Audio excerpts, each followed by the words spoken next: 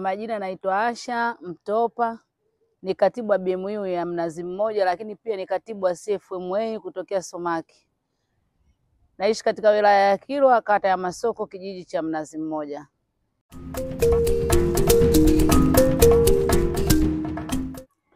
Kwa ufahamu wangu mimi, matumbawe nayafahamu ni mawe ambayo yanapandwa baharini, hususan sehemu zenye mwamba. Lakini pia matumbawe inawezekana ukayakuta yameota na ukayaboresha zaidi, ukapanda na akaendelea kuota.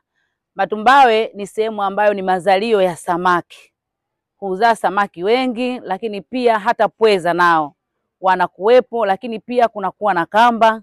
Matumbawe mimi ndio ufahamu wangu huo.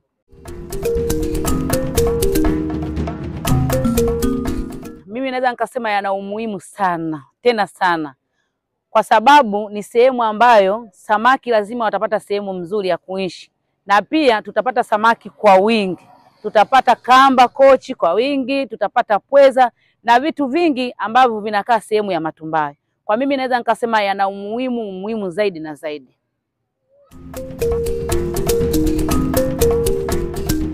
Matumbawe yanahusiana sana na maisha ya watu wa pwani kama sisi, kwa sababu utakapopanda matumbawe, tutakapoboresha matumbawe, ndio maana nikasema mara ya kwanza samaki watakuwa wengi, pweza watakuwa wengi, kwa maana tutakuwa tumeendesha maisha yetu kupitia kuvuna kama samaki, pweza na vitu vingine ambavyo vitakuwa katika matumbawe. Kwa hiyo vina 100% kuendesha maisha yetu kwa watu wa pwani.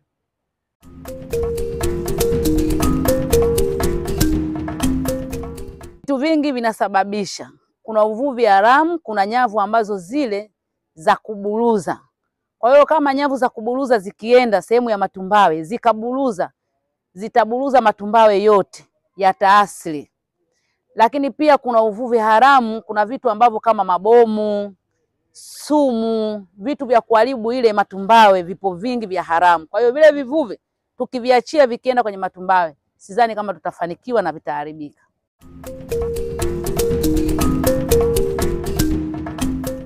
Naweza nikasema 50% wana ufahamu, lakini 50% hawana ufahamu. Kwa sababu kuna wengine tumeshapata elimu ya matumbawe, lakini kuna baadhi ya wengine hawajapata elimu ya matumbawe. Lakini kama sisi tuliopata elimu na tumeona sehemu za vijiji vya jirani, kwa hiyo na imani ya 100% kwamba na wao waliobaki 50% wakipata elimu wataelewa na watapenda zaidi.